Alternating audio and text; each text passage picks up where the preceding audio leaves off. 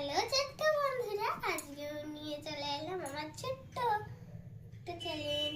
চলো আমার আঁকাগুলো দেখাবো আর একটা ছোট্ট গল্প বলবো। এই দেখো, এটা আমি একদম প্রথমে এঁকেছিলাম তো, তাই জন্য একটু এরকম হয়ে গেছিল। তারপরে এইগুলো দেখো কি সুন্দর হয়েছে। আর এইগুলো আমি তেমনি ঘরে এঁকেছিলাম।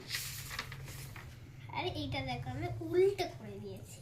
একটা ছাতা এঁকেছি, একটা ক্যান্ডেল এঁকেছি, একটা বাড়ি এঁকেছি, একটা মসজিদ এঁকেছি, তারপরে একটা আইসক্রিম এঁকেছি। দেখো এটা কি বলো তো, তোমরা কমেন্টে জানাবে। একটা ঝান্ডাও এঁকেছি, আর একটা মসজিদ এঁকেছি, একটা ঘর এঁকে তার পাশে কিছু ফুল দিয়ে দিয়ে। বন্ধুরা আঁকা তো অনেক দেখলে, এবার একটা গল্প শোনো আমার। আমি একটা গল্প বলবো চাষির। এক চাষির দুই বউ গল্প বলবো।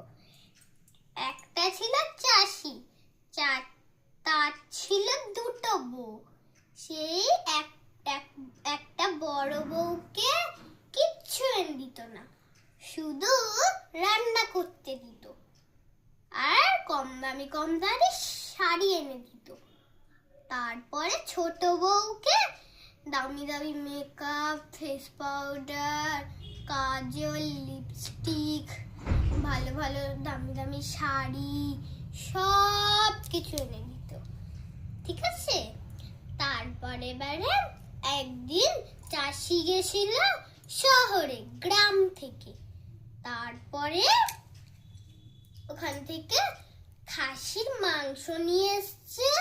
খাসির মাংসটা আর ওর সাথে অনেক বাজার আর কিছু অনেক কিছু সাজার জিনিস নিয়ে এসছে।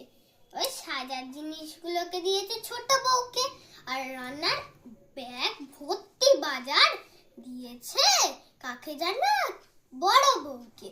এবার খাসির মাংসটাকে রান্না করেছে। তারপরে এবার ওদের দুটো গরু ছিল।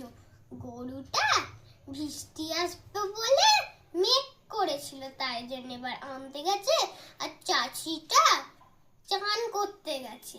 তারপরে এবারে ছোট বউটা গিয়ে ওইখানে এত লঙ্কার গুঁড়া দিয়ে দিয়েছে। তারপরে এবারে সবাই খেতে বসেছে।